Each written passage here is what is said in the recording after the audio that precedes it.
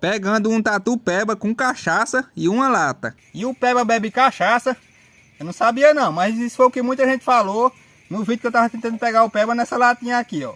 Disseram que era só colocar a cachaça que pegava na hora. E eu não sabia que os bichos da mata era tudo cachaceiro não, viu? Porque diz que a raposa não pode ver cachaça. E agora também o peba bebe.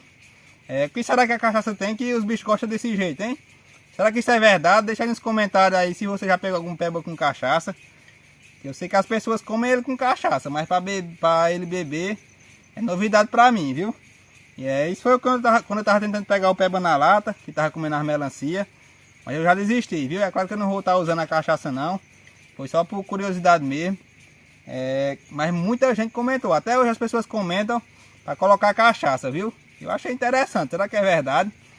Esse daqui não vai ficar pro peba não, vou levar para uns colegas meus ali, que vão aproveitar melhor do que o peba.